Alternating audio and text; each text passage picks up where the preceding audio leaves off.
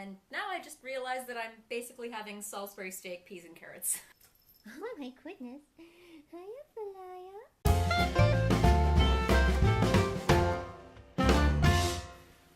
I'm sure a lot of you might have seen that little video that was going around recently where somebody made bacon sushi. There's a link down there in case you haven't. Like 10 of my friends posted it on Facebook and like, oh, it's the best thing ever, but I didn't see any one of them actually following through and cooking it. So I decided to make it, and I did an Asian twist on it, as you will see. So first you have to start by making the tamarind glaze.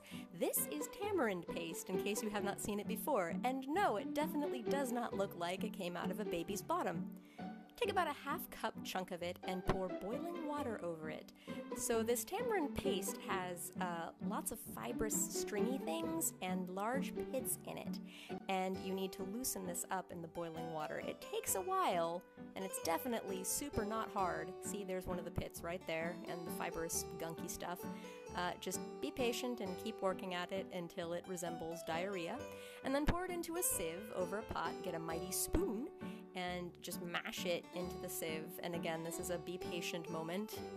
Work out your frustrations perhaps on the sieve. And after you have strained it sufficiently through the sieve, you will scrape it off the bottom. Ah yeah, that definitely does not look like what you think it looks like.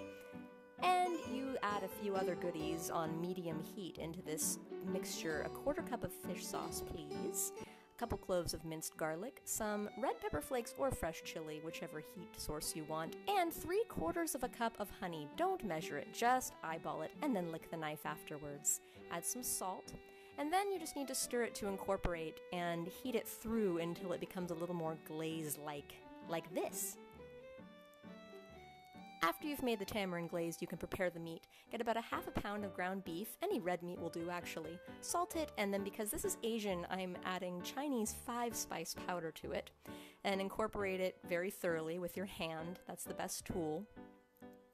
And after your meat filling is finished, it's time to arrange the bacon slices on your sushi bamboo board thing. And I like to alternate the thick and thinned ends of the bacon so that it just fits a little bit better on there. Then this is where you very carefully spread the ground beef mixture onto your bacon slices. Yup. And just really work it in there. It takes a little while. It's just like making regular sushi. And then scallions would be better, but I had leftover sliced open onion in my fridge, so I used white onion in here in the filling, and just arrange them as best you can in a line. Oh my goodness. Hiya, Falaya. As your cat watches on, very carefully roll up the sushi, keeping it very tight the whole time as you're rolling it and making sure that things don't fall out.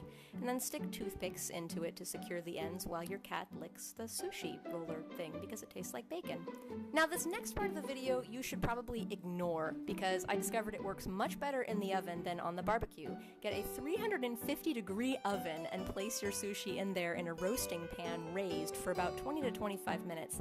Brush it with the tamarind glaze as you see in this video, except imagine that the barbecue is an oven. Put it back in the oven for about 10 minutes, and then again with the glaze, brush it, and then I raise the temperature to about 400 to 450 and cook it for an additional 5 to 10 minutes or until golden brown and delicious. When I used the barbecue, it took like an hour total, which is way too long. Remove the toothpicks, and then slice it into sushi-sized pieces. Doesn't that look lovely?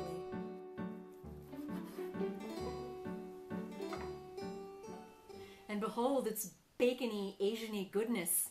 Now, in case you haven't figured it out already, today is actually a different day than I cooked the bacon sushi that you saw in the last minute or so of this video. And I found yesterday when I ate it that it was way too rich on its own, so I made this carrot salad from last season. The acid in the dressing is nice and refreshing, and it complements the greasiness of the bacon rolls really well. And also, because it is Asian, I am drinking jasmine tea. And I'm also eating fresh English peas because they're in season and they're delicious. And if you have never had fresh English peas before, you need to. And now I just realized that I'm basically having Salisbury steak, peas, and carrots. Got to use chopsticks for the authentic experience. Mmm.